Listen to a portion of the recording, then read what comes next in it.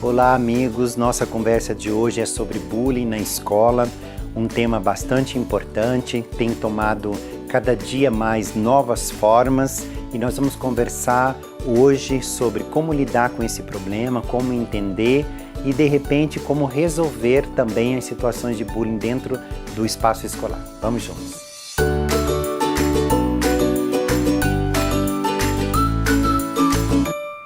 Um dos assuntos que tem tomado a pauta de toda a formação de professor, todas as reuniões de pai, são as situações de bullying na escola. No passado, nós não chamávamos bullying de bullying, mas obviamente que desde quando existe a experiência escolar, existe a experiência de grupos que muitas vezes ofendem, humilham e até mesmo cerceiam a liberdade de outros grupos com menos força e com menos poder de tomada de decisão e de autonomia. Hoje nós damos a isso o nome de bullying e o bullying passou a ser um dos temas mais recorrentes na escola. Nós tivemos recentemente na mídia um caso bastante grave de uma criança que apanhou na escola por uma dessas situações de bullying e que o pai pegou a criança, foi até o condomínio do agressor e fez com que a criança revidasse isso na presença do pai e aí tomou mídia e obviamente todos nós ficamos atônitos porque como entender uma situação como essa? Então eu gostaria de trabalhar um pouco esse tema, mas parte por parte. A primeira situação seria como é que um pai ou uma mãe ou um educador ou uma educadora percebe as primeiras situações de sofrimento psicológico de uma criança na escola? Eu acho que os sinais mais comuns são sempre a criança começar a dizer em casa que não quer mais ir à escola, quando a criança de repente gostava muito de uma escola, de um espaço escolar, queria muito estudar numa unidade escolar e de repente ela começa a criar subterfúgios para não ir mais, quando a criança começa a receber convites de aniversário ou de festas, mas sempre deixa claro para o pai e para a mãe que ela não quer ir nessas festas, não quer participar desses grupos de convivência. Essas três ações acho que são as primeiras que nós devemos prestar atenção. Primeiro porque a criança normalmente gosta muito de interação social, gosta muito de brincadeiras, de festas e de enturmar. Então se ela se recusa ou tem alguma aversão à convivência social, isso pode demonstrar que no grupo de convivência ela pode estar recebendo alguma dessas ameaças ou algum sofrimento psíquico causado por um dos amigos da escola ou por um dos pares do grupo de convivência. Mas a partir daí vem uma coisa que eu chamo de segunda etapa ou bullying de segunda categoria, que é quando o agressor, o famoso valentão, vai direto na criança com as ameaças. Daí, neste caso, a situação já está se tornando mais séria e o agressor, então, usa normalmente o banheiro da escola para fazer ameaça, usa 2 ou 3 ou mais amigos para cercar e continuar fazendo ameaças, ou usa já de ações, de fatos concretos para demonstrar para aquele outro, entre aspas, mais frágil que ele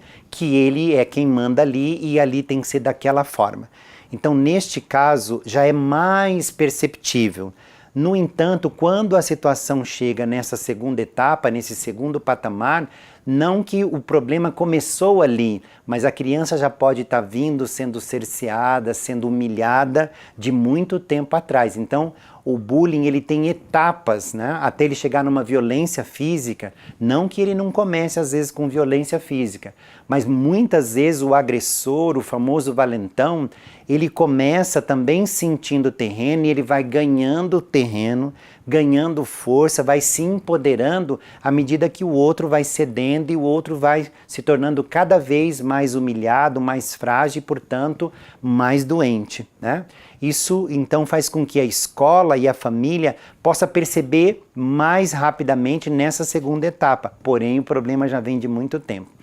Nesse caso, eu chamo a atenção para um fator que me preocupa bastante, sobretudo aos pais. Muitas vezes os pais, quando percebem que o filho está sendo chamado por um apelido na escola, Muitas vezes quando o pai percebe que o filho está sendo humilhado por conta do peso em excesso, ou por conta de um corte de cabelo que não é aceito por aquele grupo, ou por um piercing, ou por um cabelo colorido, muitas vezes o pai, sem ter muito trato em lidar com aquela situação, ele diz de imediato alguma coisa do senso comum, como, por exemplo, você precisa aprender a se defender, você precisa ser homem, você precisa enfrentar os seus amigos, dizer para ele que você não gosta. Isso é muito complicado, porque se a criança, de alguma forma, consegue expor, ainda que de maneira muito sucinta, uma situação que ela está vivenciando, o pai precisa tomar muito cuidado em entender uma simples descrição como a ponta de um iceberg maior. Normalmente, quando a criança reclama de algum colega da escola por uma situação de bullying, ela não traz o problema no todo, ela traz simplesmente uma ponta, do tipo, hoje fulano quebrou o meu lápis. Se eu só me contentar em entender que fulano quebrou o lápis e eu buscar a retratação da quebra do lápis, muitas vezes eu não vou entender que a quebra do lápis foi, na verdade, um levante de bandeira do sujeito agressor, do algoz, quando ele já está determinando que dali em diante ele vai partir para agressão física e para atos de maior crueldade, de maior intensidade. Então é muito importante. Houve a quebra de um lápis, alguém empurrou numa fila, ou alguém pôs um apelido nesse dia e você não gostou, ou o filho reclama que não gostou. É importante que o pai, por ter um diálogo maior, e a mãe, por ter um diálogo maior e mais alongado que o filho e unifocado em casa, investigue um pouco mais, faça 3, 4, 5 outras perguntas para ver se atrás daquela narrativa que a criança está trazendo não tem uma situação muito maior, porque quase sempre o chute, o apelido, a quebra do lápis já está nessa segunda etapa e já está numa etapa de evolução da situação de bullying, o que já é bastante complicado, porque a criança já está sofrendo há bastante tempo. E daí vem uma terceira etapa, que é a mais cruel de todas, quando o algoz, o indivíduo,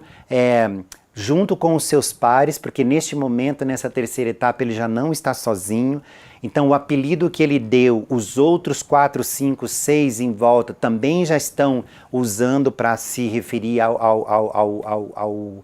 que está sendo agredido. Ele já está usando a força, ou seja, além da força dele física, ele está multiplicando por 2, por 3, por 4 outros amigos que também o ajudam para fazer os atos de crueldade, e neste momento, quase sempre, a criança agredida precisa de acompanhamento psicológico, precisa de um tratamento de longo prazo, e às vezes as sequelas são para a vida inteira. Então aí nós chegamos no ponto mais sério da nossa conversa sobre bullying, que é justamente a escola e a família não deixar que o problema chegue nessa situação. E como eu falei anteriormente, nestes momentos que a criança traz pequenos relatos, o pai tem que tomar o cuidado para a criança não perder a única mão amiga que ela teria para contribuir. E muitas vezes o pai faz isso por falta de informação ou por preconceito. Vocês imaginem uma família cujo filho ou a filha vai ter uma sexualidade que não está dentro do padrão, não está dentro do padrão da família. Se a escola, os amigos percebem isso primeiro e começam com bullying, como que a criança vai chegar em casa e vai pedir ajuda para o pai se o pai e a mãe também não aceitam e também não vão possibilitar essa mão amiga? Então a criança passa a sofrer duplamente, tanto na escola quanto na família. E aí é que nós precisamos ter muito tato em lidar com essas situações, porque muitas vezes eu preciso trabalhar primeiro com a família, orientar a família, esclarecer a família, para depois eu orientar a criança, para depois eu chegar no algoz. E aí eu também vou frisar e vou grifar esse ponto.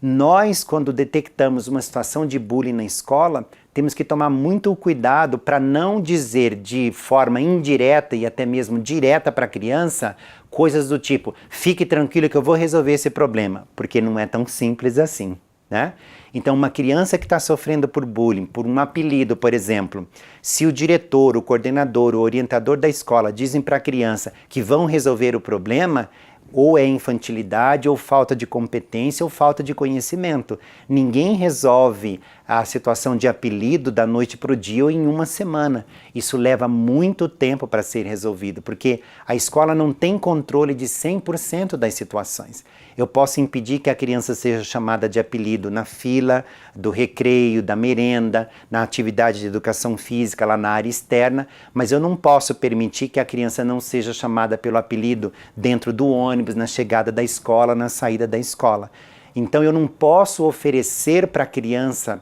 que está sofrendo um bálsamo imediato, como uma resposta mágica imediata, porque daí eu vou criar uma expectativa nela de que a escola ou a família vai resolver muito rapidamente o problema e não vai. E a criança pode cair numa outra decepção que é: estou sozinha no mundo, ninguém consegue me ajudar, ninguém consegue resolver o meu problema. Então, minha orientação neste momento é: se a escola percebe uma situação de bullying, primeira coisa é chamar as famílias, porque com as famílias nós nos tornamos mais fortes, seja do agredido quanto a do agressor. Com as duas famílias conversando e trabalhando juntas e junto da escola, nós podemos chegar a resultados melhores. A partir daí nós vamos trabalhar as crianças, porque temos que lembrar, os adultos vão dar a base, vão dar a sustentação para as crianças fazerem a mudança do comportamento. Porque depois de resolvida a situação do agressor para o agredido, ainda tem a etapa do perdão, a etapa da desculpa, a etapa da dissolução desse problema, porque tanto o agredido quanto o agressor precisam caminhar pela vida sem carregar essas marcas profundas, essas máculas que ficam e essas coisas de rancor e de vingança, que é a última etapa para a gente resolver uma situação de bullying. Então, para terminar a nossa conversa, eu vou dizer que é muito importante buscar ajuda profissional, um terapeuta, um psicólogo, um orientador espiritual sempre tem alguma coisa a dizer nesse sentido. Busque pessoas com maturidade, gente que tem experiência em escola, que já trabalhou muitos anos e vivenciou muitas dessas situações. E por último, sempre lembre da nossa frase que é muito, muito, muito importante nessa nossa conversa de hoje. Educar é sempre um ato de persistir, mas com delicadeza.